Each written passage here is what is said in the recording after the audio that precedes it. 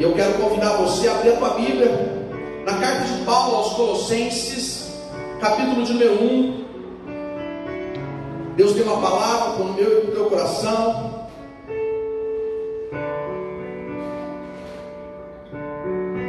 Colossenses capítulo 1, versos 9 a 13, perdão, 9 a 12. É a mensagem de Deus para o meu e para o teu coração nessa noite. Mais uma vez, muito feliz por você estar aqui. Louvado seja Deus pela tua vida. Nosso primeiro culto deste domingo. Estou orando a Deus para não me mexer muito para trás, porque hoje tem um teclado aqui, né, Paulo? Tem espaço. Qualquer coisa você faz que nem caminhão, sabe? Agora que estiver chegando aqui. Tem espaço, você está esbelto. Aleluia. Colossenses capítulo 1, verso 9 diz a palavra de Deus. Todos acharam? Por esta razão, também nós, desde o dia em que soubemos disso, não deixamos de orar por vocês e pedir que Deus transborde do pleno conhecimento da vontade de Deus, em toda sabedoria e entendimento espiritual. Dessa maneira, poderão viver de modo digno do Senhor, para o seu inteiro agrado, frutificando em toda obra e crescendo no conhecimento de Deus. Assim, vocês serão fortalecidos com todo o poder, segundo a força da sua glória, em toda perseverança e paciência com alegria, dando graça ao Pai, que os capacitou a participar da herança dos santos na luz. Pai, nós te louvamos nessa noite. Te agradecemos pela tua palavra que foi aberta, que foi lida, e como sempre, que ela venha gerar vida aos nossos corações. Que nós venhamos a diminuir nessa noite para que o Senhor cresça, para que o Senhor venha manifestar poder através da tua palavra que será ministrada, e que ela caia na boa terra do nosso coração, de modo que saiamos deste lugar renovados e transformados por ela, revigorados, ó Deus, e fortalecidos pelo poder que há nela. Enche-nos, ó Deus, e fala conosco, em o nome santo de Jesus. Eis-nos aqui, amém e amém, aleluia. O tema da mensagem dessa noite é uma pergunta que diz assim: como sermos semelhantes a Jesus? Você pode fazer essa pergunta comigo? Como sermos semelhantes a Jesus? Existe uma grande dificuldade no nosso tempo, em que muitas pessoas buscam tantas coisas, buscam ser reconhecidas, buscam agradar o outro, buscam muitas vezes ser aquilo que de fato não são, para às vezes se enquadrar na perspectiva de uma pessoa ou na perspectiva de um grupo. Mas a maior necessidade que nós temos, ou o que de fato realmente precisamos buscar neste tempo, é sermos parecidos com Jesus. Não há nada mais importante na minha e na tua vida do que sermos parecidos com aquele que nos amou e nos salvou. Daquele que Paulo, ao findar dessa primeira parte aqui no versículo 12, diz assim: que nos capacitou a participar da sua herança. Existe uma promessa. Alguns domingos atrás eu ministrei acerca dessa promessa. E hoje eu quero lembrar você que na caminhada eu e você precisamos ser semelhantes a Jesus. Eu e você precisamos manifestar aquele que nos amou e nos tirou das trevas para a sua maravilhosa luz. Nós precisamos de fato agora manifestar o reino de Deus e a sua justiça. E aqui no contexto desta carta de Colossenses capítulo 1, especificamente, Paulo ele está falando com a igreja de Colossos, que ouviu acerca do Evangelho, que compreendeu o amor de Deus, que entendeu a graça de Jesus e aceitou a Cristo como seu único e suficiente Salvador. E agora eles começam, assim como muitas partes do mundo, a crescer como igreja. Eles começam a expandir como igreja. E Paulo então ele vai falar aqui no início que ele dá graças a Deus por isso. Ele fica feliz diante dessa situação, de ver que esse povo não só ouviu, mas agora que ouviu, aceitou a verdade do Evangelho e está caminhando em novidade de vida. E aí Paulo, juntamente com Timóteo, por isso aqui ele fala no plural, que desde do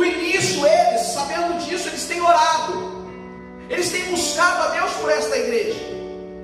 Agora eles buscam a Deus não somente para a salvação da igreja de Colossos, mas para que essas vidas que agora aceitaram Jesus, como eu e você aceitamos um dia, possamos ser a imagem e semelhança de Jesus na terra. Possamos pegar dessa salvação que há em Cristo e manifestar o Cristo ressurreto. Ou seja, agora eu e você somos parte de um reino que se manifesta na terra através do meu e do teu testemunho de vida, através daquilo que eu e você falamos, daquilo que eu e você agimos, da forma como eu e você agimos acerca do reino de Deus. Agora as pessoas olham para nós e elas veem Jesus, ou deveriam. As nossas atitudes, as nossas falas, o nosso jeito de viver agora deve representar um reino, deve representar um Senhor. E é por isso que eu e você precisamos ser semelhante a Cristo. Então esse é o contexto. Essa é a introdução dessa carta de Paulo. E quando nós nos deparamos com o versículo 9 ao versículo 11, melhor dizendo, Paulo nos dá alguns pontos de como a igreja deve se portar enquanto semelhança de Cristo. Que nós não devemos apenas nos preocupar com os números da igreja, mas nos preocupar com o caráter no qual a igreja está manifestando ao mundo. Essa era a preocupação de Paulo. Paulo estava dizendo assim: eu fico feliz e dou graças a Deus pelo seu crescimento, pelo crescimento da igreja. Mas agora eu quero chamar a atenção de vocês, e eu tenho orado para isso, para que vocês não somente se expandam em números, mas que vocês se expandam no caráter de Deus manifestado na terra. Porque a necessidade, melhor, há um desejo no coração de Deus para com o homem, que todos, e esse homem é no sentido universal, homem e mulher, que todos os homens se tornem filhos de Deus, semelhantes a Cristo. Existe um propósito no coração de Deus: salvar o homem e torná-lo semelhante a Cristo. E agora eu e você somos parte disso. Somos salvos e precisamos ser semelhantes a Cristo, de modo que nós venhamos a tornar o próximo semelhantes a Cristo. Porque o desejo de Deus é que todos os homens sejam salvos e se tornem semelhantes ao seu Filho Jesus. E aqui Paulo então ele vai nos ensinar alguns pontos para sermos semelhantes a Cristo. A carta de Paulo aos Colossenses ela é fantástica. Aqui depois do versículo 13 em diante, ele vai começar a falar acerca de Cristo. Ele vai começar a falar da plenitude de Deus. Ele vai começar a apresentar à igreja de Colossos quem de fato agora ele serve, o poderio, o senhorio que existe naquele que nos salvou, e como nós devemos nos portar diante de tudo isso. E a primeira coisa que eu aprendo, versículo 9 diz assim: por essa razão também nós, desde o dia em que soubemos disso que eu acabei de falar para vocês, desse crescimento, dessa aceitação, não deixamos de orar por vocês e pedir que transbordem do pleno conhecimento da vontade de Deus, em toda sabedoria e entendimento espiritual. A primeira coisa que nós precisamos para sermos semelhantes a Cristo é termos a nossa mente renovada. Precisamos passar pelo processo de Romanos capítulo 12, versículo 2, que diz assim: e não vivam conforme os padrões deste mundo. Mas, eu gosto dessa tradução, que diz assim: mas deixem que Deus os transforme pela renovação da mente, para que possam experimentar qual é a boa, agradável e perfeita vontade de Deus, para que eu seja semelhante, para que você seja semelhante. E isso deve ser diário, deve ser constante. Todos os dias eu preciso buscar ser semelhante a Jesus, buscar fazer aquilo que Jesus faria, buscar agradar a Jesus, a Deus, de modo que eu viva como seu Filho Jesus, que agora não é mais o unigênito, E agora nós fazemos parte desta família. E como parte desta família, e melhor, como parte deste reino, agora eu preciso manifestar Ele. Eu preciso ter a minha mente renovada. E a minha mente, ela precisa ser renovada de acordo com Paulo aqui em Romanos capítulo 12, através de Deus. Eu não renovo a minha mente do meu jeito. Eu não renovo a minha mente da minha forma. Eu renovo a minha mente da forma que Deus quer renovar.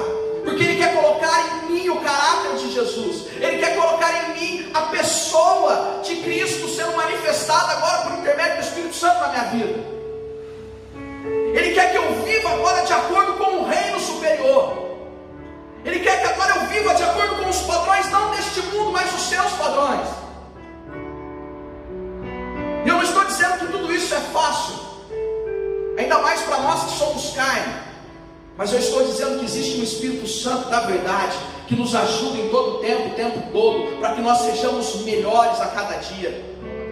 E de modo que Ele renove a nossa mente, para que aquilo como Paulo fala aos Colossenses, nós venhamos a transbordar do pleno conhecimento da vontade de Deus.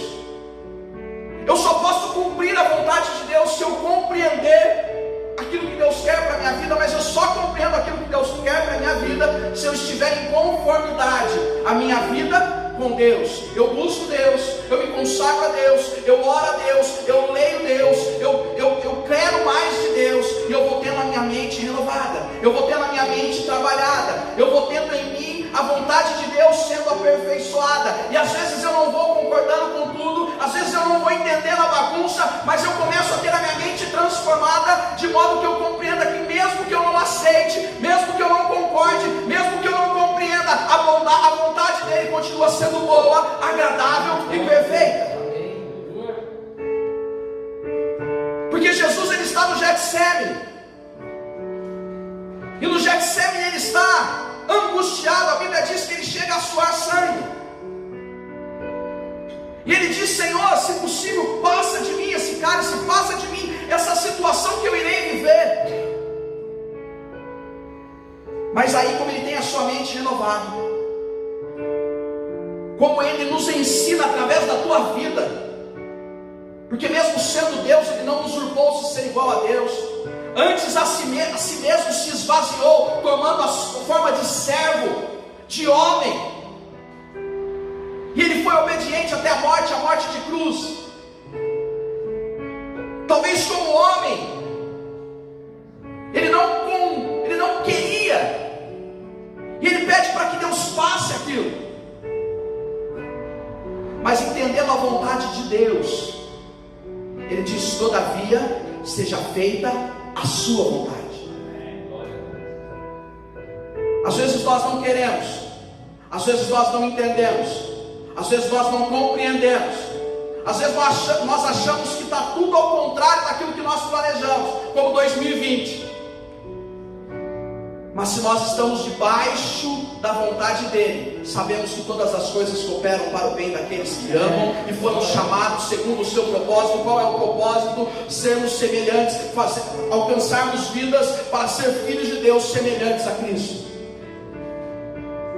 E nós somos chamados para esse propósito. E agora a minha mente é renovada a fim de que eu compreenda não o que o mundo quer de mim, mas aquilo que Deus quer de mim, para que eu seja a manifestação desse reino. Então a primeira coisa, renovação da mente. Paulo está dizendo aqui que sem isso eu não vou ter esse pleno conhecimento da vontade de Deus, com sabedoria e entendimento espirituais. O que Paulo está dizendo aqui? Que não dá para eu compreender Deus na minha carnalidade, não dá para eu compreender a vontade de Deus na minha racionalidade, não dá para eu compreender aquilo que Deus quer fazer naquilo que eu acho.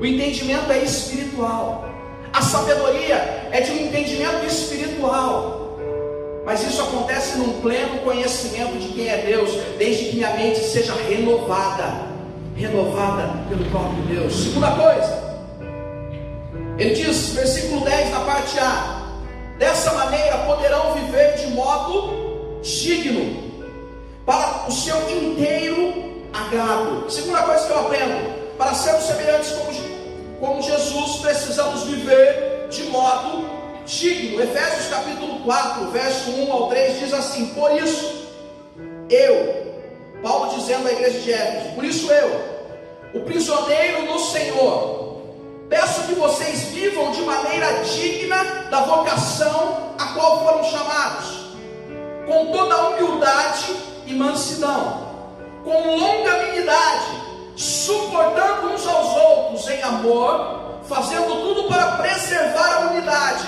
do Espírito da paz. A segunda coisa, viver de modo digno, ela não está relacionada apenas à questão moral. Aqui Paulo ele não está chamando a atenção da igreja somente ao aspecto moral, somente aqueles aspectos que nós ouvimos muitas vezes: eu sou uma pessoa digna porque eu trabalho, eu sou uma pessoa digna porque eu nunca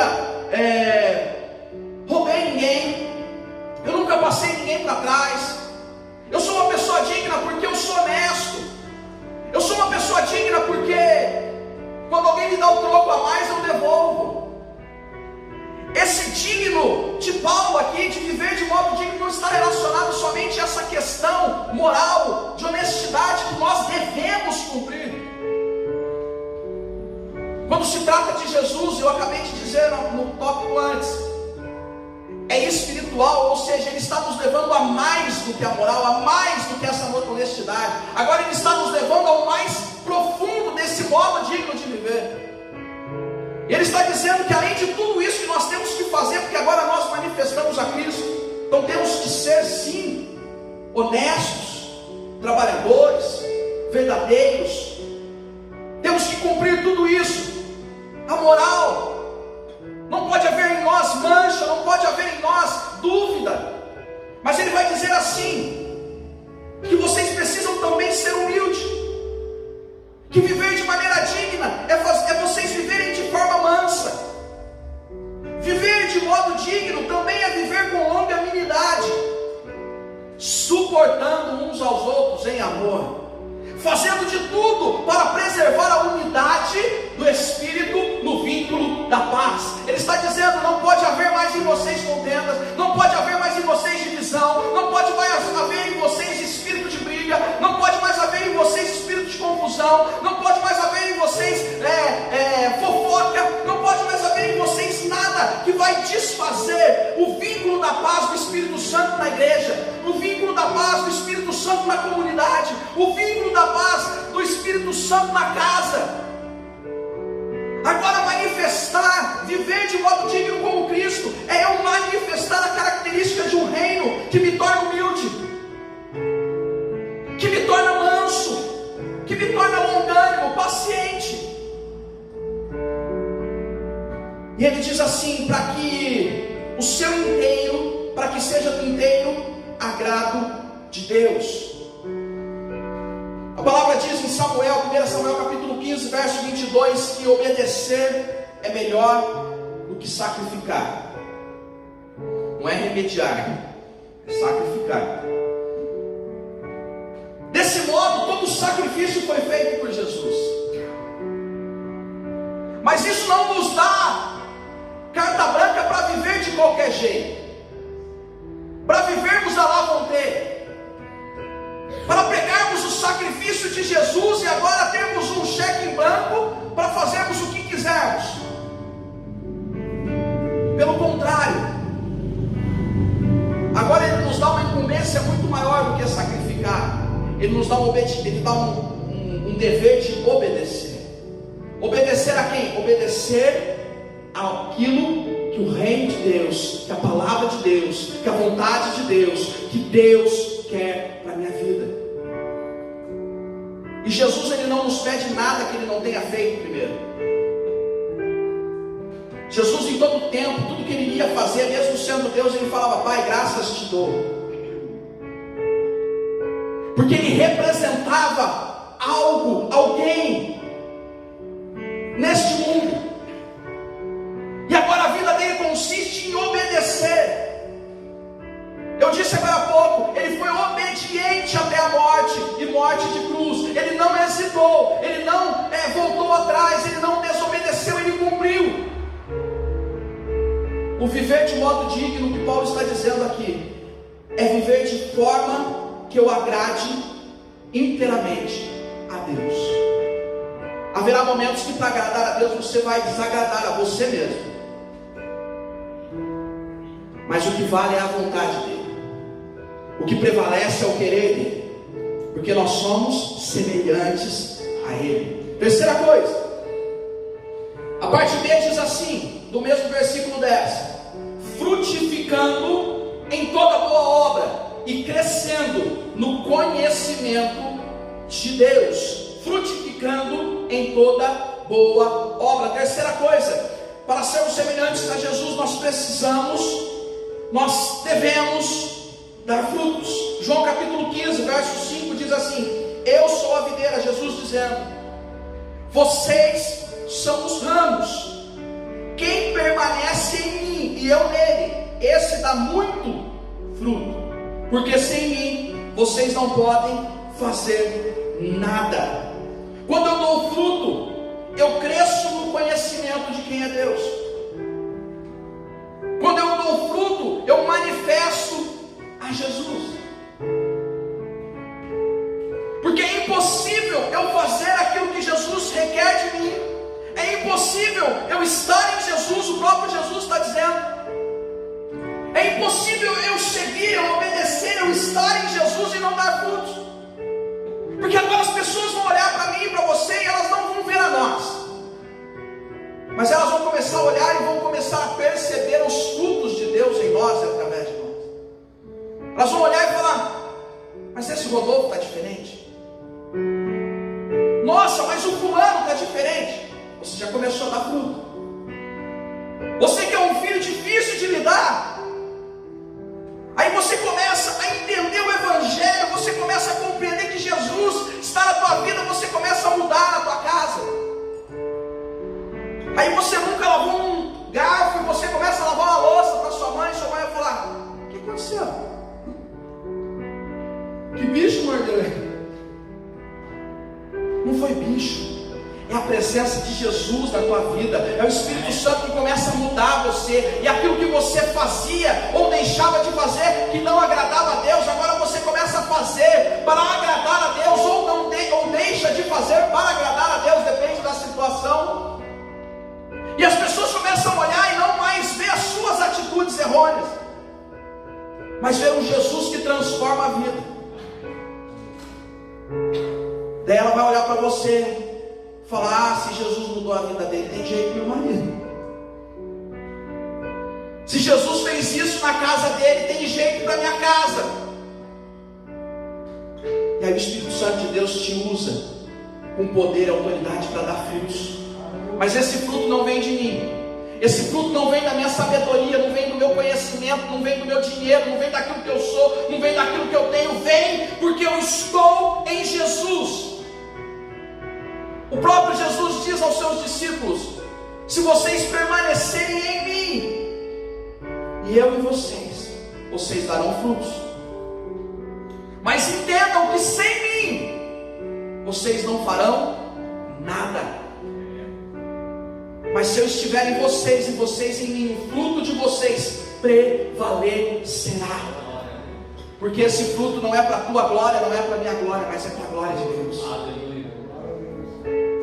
Eu e você, quanto semelhança de Cristo, precisamos urgentemente começar a manifestar ainda mais. Eu não estou dizendo que você não faça, que nós não façamos isso, mas é sempre possível nós melhorarmos, porque os dias são maus. Jesus está à porta, Ele está voltando, e é necessário que eu e você sejamos o anunciador do reino de Deus, do Evangelho de Deus, do amor de Deus, da justiça de Deus, para tudo aquilo que está por vir, para que o reino de Deus, para que a palavra de Deus, para que o meu e o seu Deus seja glorificado nisso tudo.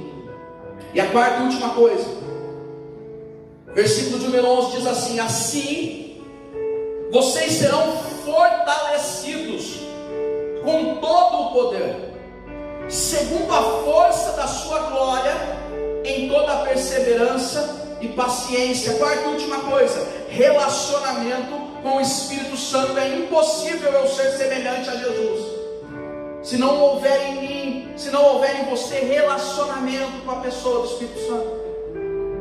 Porque é o Espírito Santo que nos convence do pecado e do juízo.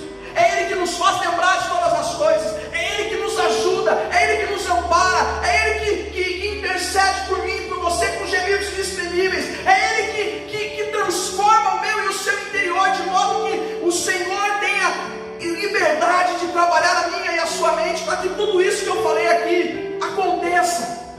Paulo está dizendo assim: vocês serão fortalecidos com poder. Vocês não estarão sozinhos. Vocês não têm que fazer nada disso na força do braço de vocês. Vocês não precisam fazer isso do jeito que vocês acham, ou do jeito que as pessoas mandam. Existe alguém que virá do céu sobre a vida de vocês, e Ele os encherá de poder e força, de modo que vocês sejam tomados pelo reino de Deus, no todo o interior de vocês, na pessoa do Espírito Santo. E aí de fato vocês manifestem a Cristo Jesus.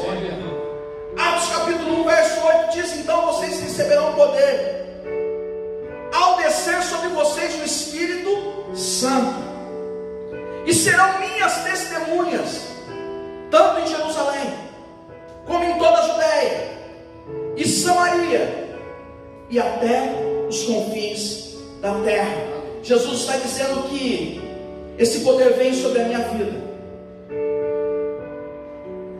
para que eu e você sejamos testemunha de Cristo. E ser testemunha é falar aquilo que sabe, é falar aquilo que conhece, é falar aquilo que se vive, é não dar um testemunho falso, é dar um testemunho